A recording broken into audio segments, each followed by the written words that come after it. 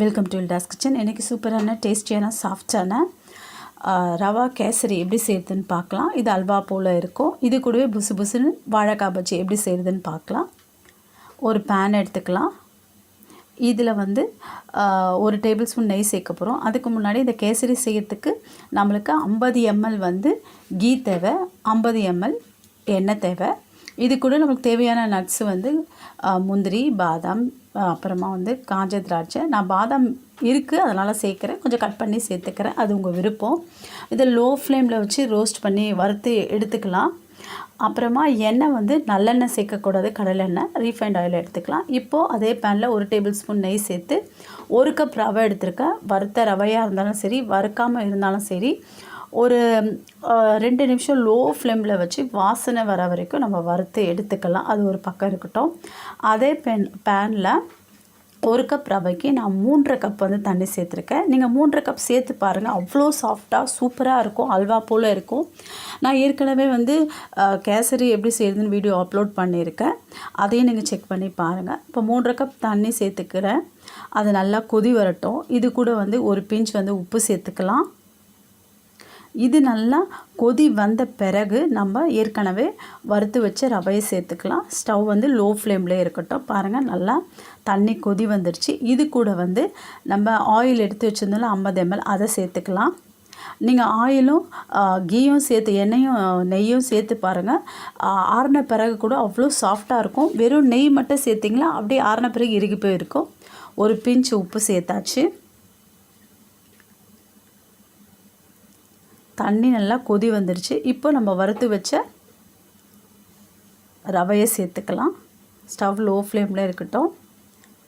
இது கட்டி ஆகிடுமென்னு பயப்பட வேண்டாம், கட்டிலாம் ஆகாது, உருண்டைகள்லாம் வராது. நல்லா மிக்ஸ் பண்ணிக்கலாம். இப்போ ரவை நல்லா வேகணும். வெந்த பிறகு தான் நம்ம சர்க்கரை சேர்க்கணும். அதுக்கு முன்னாடி நீங்கள் சர்க்கரை சேர்த்துட்டிங்களா ரவை வேகாது, அப்படியே முழுசாக இருக்கும். இப்போ நல்லா மூடி போட்டு ஒரு லோ ஃப்ளேம்லேயே 1லேருந்து 2 நிமிஷம் நல்லா ரவை வேகட்டும். பாருங்கள், இப்போ ரவை நல்லா வெந்துருச்சு, தண்ணியெல்லாம் ரவை உள்ளே இழுத்துக்குச்சு. இப்போ நம்ம சர்க்கரை சேர்த்துக்கலாம். நான் 1.25 கப்பு, 1 கப் ரவைக்கு 1.25 கப்பு நான் சர்க்கரை சேர்த்துக்கிறேன். நீங்கள் 1லேருந்து 2 நீங்கள் சேர்த்துக்கலாம். உங்களுக்கு இனிப்புக்கு ஏற்ற மாதிரி நீங்கள் சேர்த்துக்கலாம். பாருங்கள், இப்போ கட்டிகள் ஆகும்னு பயப்பட வேணாம். சர்க்கரை சேர்த்தோன்னா ஒரு மாதிரி கட்டி ஆகிடும், அந்த மாதிரி ஆகாது. நல்லா மிக்ஸ் பண்ணிக்கலாம். சர்க்கரை கரைஞ்சிச்சு. சர்க்கரை கரைஞ்ச பிறகு நான் kesari colour, orange red colour நான் சேர்த்துக்கிறேன். அது உங்கள் விருப்பம் கலர்லாம். அப்புறமா அந்த 1/4 கப்பு நெய் எடுத்து வச்சுருந்தோம், அதை கொஞ்சம் கொஞ்சமாக இடையே சேர்த்துக்கலாம். அப்புறமா நம்ம வறுத்து வச்ச நட்ஸை சேர்த்துக்கலாம். இது கூட 1/4 டீஸ்பூன் ஏலக்காய் தூளும் சேர்த்துக்கலாம். இது பாருங்கள், ரொம்ப அல்வா போல் ரொம்ப நல்லாயிருக்கும். நீங்கள் காலையில் செய்து நைட்டு சாப்பிட்டா கூட அவ்வளோ சாஃப்டாக, ரொம்ப மிருதுவாக, ரொம்ப நல்லாயிருக்கும். பாருங்கள், ஸ்பூனில் எடுத்து அப்படியே ஒட்டாமல் போகிறோம். இதுதான் கரெக்டான பதம். 1/4 கப் நெய் போதும். அடுத்து பஜ்ஜி எப்படி செய்கிறதுன்னு பார்க்கலாம். 1 கப் கடலை மாவு எடுத்துக்கிறேன். இது கூட 1/4 கப் அரிசி மாவு,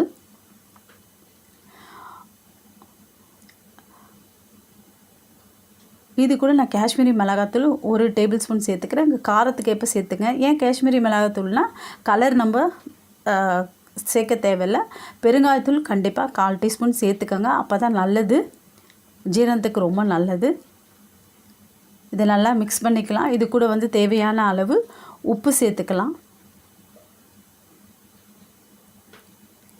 உப்பு சேர்த்து நல்லா மிக்ஸ் பண்ணிட்ட பிறகு நம்ம தேவையான அளவு, ஒவ்வொரு மாவு ஒரு விதமாக இருக்கும், நீங்கள் தேவையான அளவு நான் 1 கப் தண்ணி எடுத்துக்கிறேன். நல்லா மிக்ஸ் பண்ணிக்கலாம். இதை கட்டிகள் இல்லாமல் நல்லா மிக்ஸ் பண்ணிக்கலாம். இட்லி மாவு பதத்துக்கு இருக்கணும். பாருங்கள், கொஞ்சம் கொஞ்சமாக எடுத்தோடனே அப்படியே தண்ணி சேர்த்துடக்கூடாது. கொஞ்சம் கொஞ்சமாக நம்ம தண்ணி சேர்த்து மிக்ஸ் பண்ணிக்கலாம்.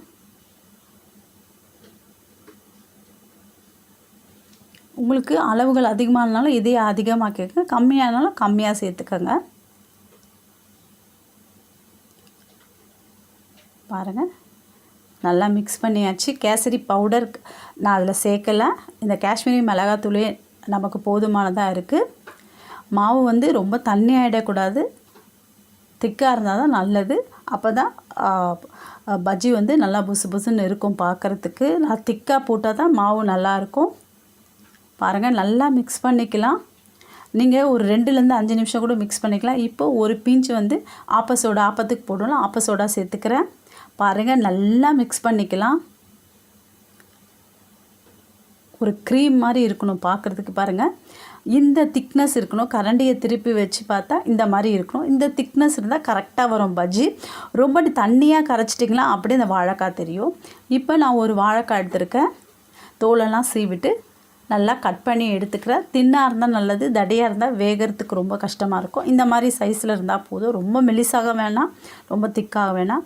ஏற்கனவே நான் ஸ்டவ்வில் ஆயில் வந்து நான் சூடு பண்ணிட்டு வச்சுட்டேன். இப்போ நம்ம அந்த வாழைக்காய் எடுத்து மாவில் டிப் பண்ணி எடுத்து உடனே வந்து நம்ம ஸ்டவ்வில் போட்டுடலாம், எண்ணெயில் வச்சிடலாம்.